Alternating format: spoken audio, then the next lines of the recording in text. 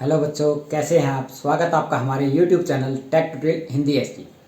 बच्चों, आज के वीडियो में हम कुछ ऐसे प्रश्न हल करना सीखेंगे जहां हमें नहीं पता कि वहां गुणा करना है या भाग करना है। ये सब सीखने के लिए सबसे पहले हमें प्रश्न में देखना है कि वहाँ पे हमें एक वस्तु का मूल्य दिया है या एक वस्तु के बारे में बताया है और उसके जैसी बहुत सारी वस्तुओं के बारे में पूछा गया है। जैसे कि 1 किलो सेब 50 रुपये के हैं, तो 20 किलो सेब कितने के होंगे। तो आप देख सकते हैं कि 1 किलो सेब जब 50 रुपये के हैं तो 20 किलो ज़्यादा के होंगे। जहाँ हमें ज़्यादा की बात आती है, एक जैसी चीज़ों के बारे में बात करते हैं, तो वहाँ हमें गुणा करना होता है। तो हम 50 को 20 से गुणा कर देंगे। गुणा आप सीख ही चुके हैं, तो 50 को जब 20 से हम गुणा करेंगे, जो उत्तर आएगा आप उतने रुपये लिख दीजिए। अब मान लीजिए आपके सामने एक प्रश्न है कि 1000 रुपये के सेब कितने किलो आएंगे। अगर 1 किलो सेब 50 रुपये के हों तो आप बता सकते हैं कि 1000 को आपने बांटना है 50-50 में। जहाँ बांटने की बात आती है या बहुत सारी चीज़ों का मूल्य इकट्ठा दे रखा हो और प्रति का भाव निकालना हो, एक का भाव निकालना हो, वहाँ हम भाग करते हैं। तो यहाँ हम 1000 को 50 से भाग देंगे जब 1 किलो सेब 50 रुपये के हों। तो इसी तरह के कुछ प्रश्नों के हल हम इस वीडियो में करेंगे और भाग कैसे करते हैं, उसमें कौन कौन सी टर्म्स यूज़ होती हैं, उन्हें हम क्या बोलते हैं इंग्लिश में और हिंदी में, वो सब इस वीडियो में आज हम आपको बताएंगे। तो बने रहिए अंत तक इस वीडियो के साथ और इसे पूरा देखें, जब आप अच्छी तरह समझ पाएंगे। चलिए शुरू करते हैं।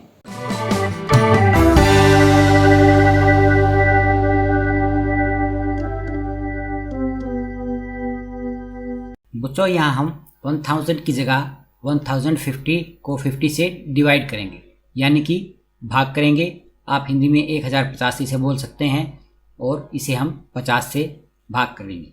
इसके लिए सबसे पहले हमें इस तरह का एक निशान बनाना होगा, या इस तरह की आकृति बना लीजिए। यहाँ सीधी लाइन खींचिए और इधर से थोड़ा इसे कर्व कर दीजिए। अब हम यहाँ बीच में लिखेंगे 1050 और इधर लिखेंगे हम 50 और यहाँ पर हम लिखेंगे जो हमारा भागफल आएगा। भागफल क्या होता है ये हम आपको आगे बताएंगे। तो अब सबसे पहले बच्चों आपको यहाँ देखना है कि यहाँ पर कितने अंक हैं और यहाँ पर कितने अंक हैं। यहाँ पर आप देख सकते हैं कि 2 अंक हैं 50 और यहाँ पे 4 अंक हैं 1050। अब यहाँ पर हमें सबसे पहले क्या देखना है कि हम मान लीजिए 1 अंक लेते हैं। यहाँ पे 50 को 1 से भाग कर सकते हैं, नहीं कर सकते क्योंकि 50 से ये 1 छोटा है। अब 2 अंक ले लीजिए, 1 और 0, ये कितना बन गए 10। 10 भी 50 से छोटा है, तो 10 भी 50 से भाग नहीं होगा। अब हम 3 अंक ले लेते हैं 105, ये कितने हो गए 105। तो क्या 105 50 से ज़्यादा है? हाँ, 105 50 से ज़्यादा है। अब हम इसे भाग कर सकते हैं। तो बच्चों, इस तरह के जब भी सवाल आएँ, यहाँ पर कितने भी अंक हों, आपको यहाँ अंक देखने हैं कि वहाँ उनसे, मान लीजिए यहाँ 4 अंक हैं, तो आप यहाँ 4 अंक का देखेंगे कि कम से कम यहाँ पे भी 4 अंक हों। अगर वो उससे छोटे हैं तो वो भाग नहीं जाएगा, तो आपको उससे अगला अंक भी लेना होगा, तो तब आप भाग कर सकते हैं। तो इसे अब हम भाग करते हैं। यहाँ पर हम पहले 3 अंक ले लेते हैं, यहाँ हुआ 105। तो 50 को पहले हम 1 से गुना करेंगे। यहाँ कोई भी संख्या हो, सबसे पहले उसे आप 1 से गुना करें तो वही उत्तर आएगा 50 एकम 50। अब इसे हम 2 से गुना करेंगे, 50 दूनी 100। आप अलग से भी कर सकते हैं, चाहे तो टेबल बना सकते हैं या अलग से भी गुना करके यहाँ पे लिख सकते हैं। तो 50 को 2 से गुना किया तो आता है 100। आप सिंपल गुना कर सकते हैं, तो यहाँ 100 आया। अब हम देखते हैं 50 को 3 से गुना करके। 50 को जब 3 से गुना किया, उत्तर आया हमारा 150। तो यहाँ हम देखते हैं कि 150 है, 105 से ज़्यादा है, लेकिन 105 में से 150 नहीं घट पाएंगे। तो हम क्या करेंगे, इससे पहले वाला अंक ले लेंगे। जो पहले वाली संख्या आई है कौन सी, 100, और ये कितने पे आई पे है, 2 पे। तो हम यहाँ पे 2 लिखेंगे और यहाँ पे नीचे 100 लिख देंगे। अब हमें क्या करना है, यहाँ पे घटाना है। आप पहले भाग के सवाल कर चुके हैं, सीख चुके हैं, तो वहाँ आपको ऊपर वाली संख्या में से नीचे वाली संख्या घटानी होती है। तो यहाँ पर एक सीधी लाइन खींचेंगे और ऊपर 105 में से हम 100 को घटा देंगे। तो 5 में से 0 गया 5, 0 में से 0 गया 0, यहाँ 1 में से 1 गया, यहाँ 0 आएगा। मैंने यहाँ 0 नहीं लिखा है क्योंकि आप समझ सकते हैं कि 1 में से 1 जाएगा तो 0 ही आएगा। अब हमें क्या करना है, जब एक बार हम भाग दे देते हैं तो उसका अगला अंक, यहाँ तक हम भाग कर चुके, अब अगला अंक है 0, इसको हम नीचे यहाँ पे इसके सामने लिखेंगे। जो यहाँ पर बचा, यहाँ पर हमने ये 0 लिख दिया है। अब ये संख्या बन गई हमारी 50। अब देखेंगे कि 50 को गुणा करने पे ये संख्या आनी चाहिए। तो देखते हैं हम यहाँ 50 से कम 50 पहले ही आ रही है। अगर सेम संख्या आती है तो उतने से आप यहाँ पे उसका लिख दीजिए और नीचे संख्या लिख दीजिए, तो उसको आप घटा देंगे। अगर ये ज़्यादा है तो आप आगे करके देखिए, जैसे 50 दूनी हमने 100 किया तो यहाँ पर 100 ज़्यादा हो जाता है, लेकिन हमें इस संख्या से बराबर या इसके थोड़ा कम लिखना है। जो भी आती है वो आपको लिखेंगे। तो यहाँ पर हमारी बिल्कुल सीधी आ गई 50 से कम 50, तो यहाँ हम लिखेंगे 1 और यहाँ नीचे लिख देंगे 50।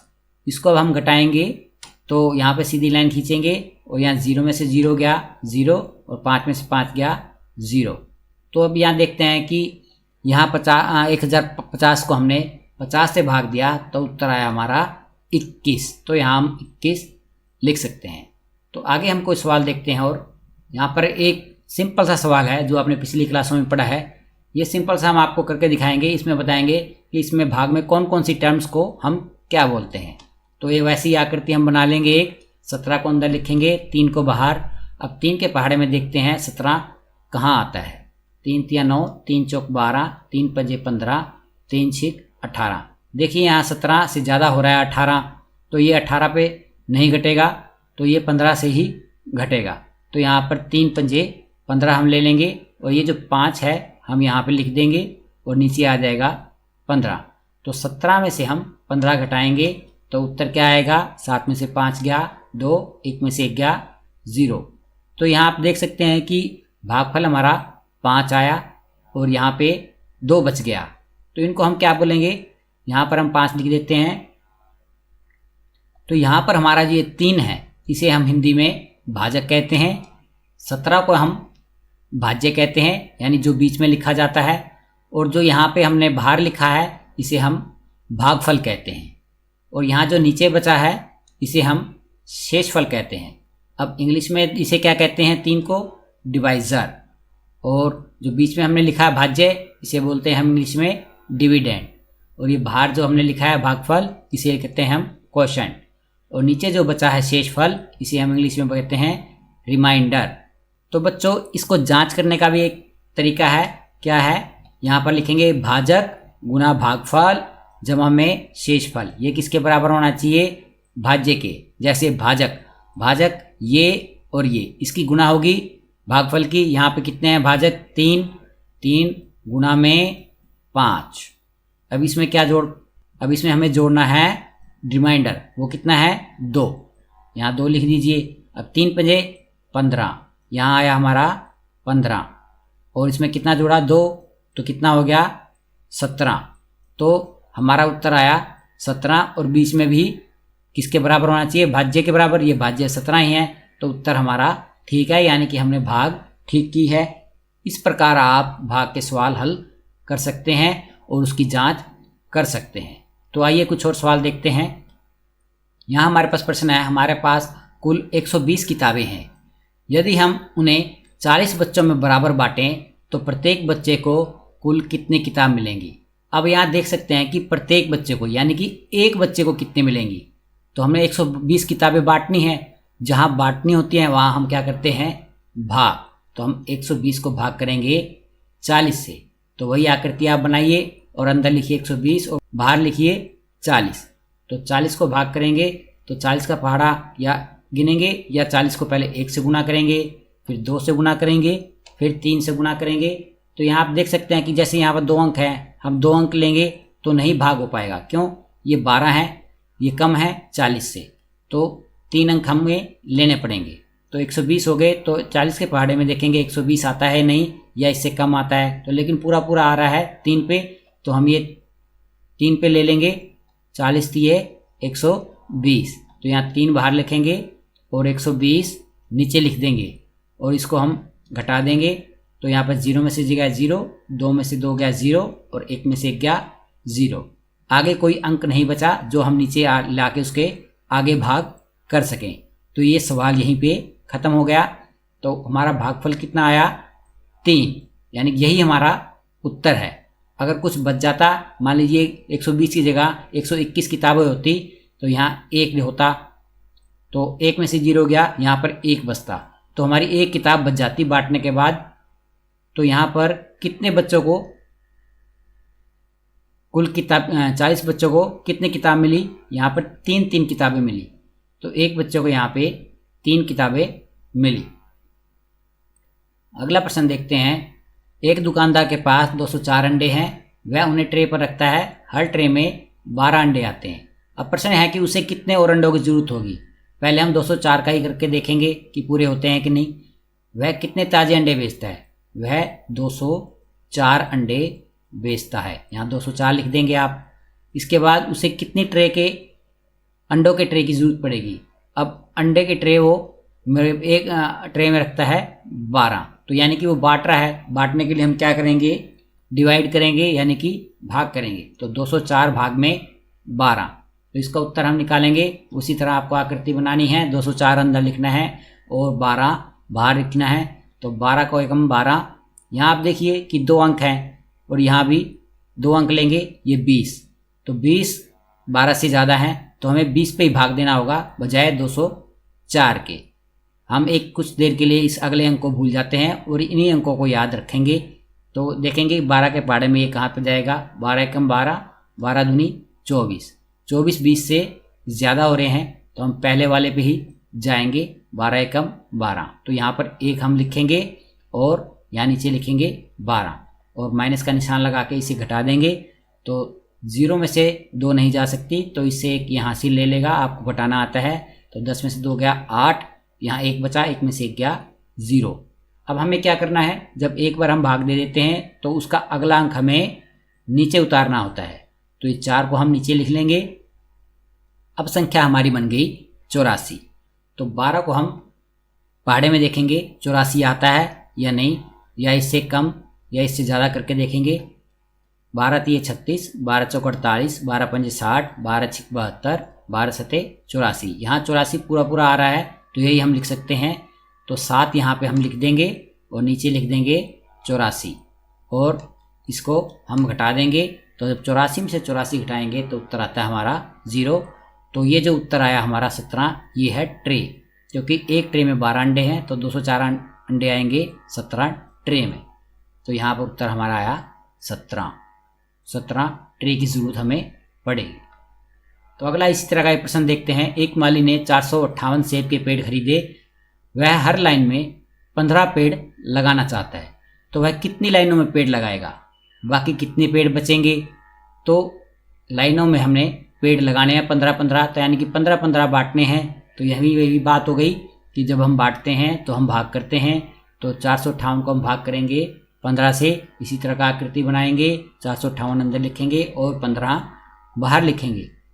अब हम 15 के पहाड़े में देखेंगे कि ये 2 अंक का है, तो यहाँ भी हम पहले 2 अंक लेंगे। 45 ज़्यादा है, तो हमें अगला अंक लेने की ज़रूरत नहीं है। इन्हीं 2 अंकों पे हम भाग करके देखेंगे। पहले इसको थोड़ी देर के लिए भूल जाएंगे 8 को। अब देखेंगे 15 एकम 15, 15 दूनी 30, 15 3 45, पूरा पूरा जा रहा है। तो ये 3 पे गया, तो यहाँ पे हम 3 लिख देंगे ऊपर और नीचे इसके 45 लिख देंगे और घटा कर देंगे। 45 में से 45 जाएगा तो 0 आएंगे नीचे। अब ऊपर हमें भाग करने के बाद अगला अंक उतारना होता है नीचे। यहाँ पे लिख दीजिए 8। अब देखिए संख्या कितनी बन गई है? ये 8 बन गई।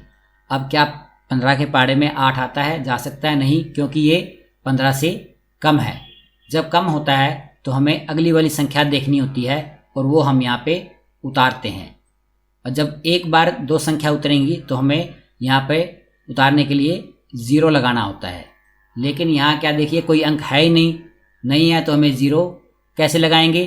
तो यहाँ हमें 0 के लिए क्या करना होगा, यही सवाल हमें यहीं ख़त्म करके यहाँ सिर्फ 0 लगा देंगे और ये सवाल यहीं ख़त्म हो जाएगा, क्योंकि आगे कोई अंक नहीं है। तो हम इसे यहाँ बोलते हैं ना भाग होने के लिए 0 या ना जाने के लिए 0।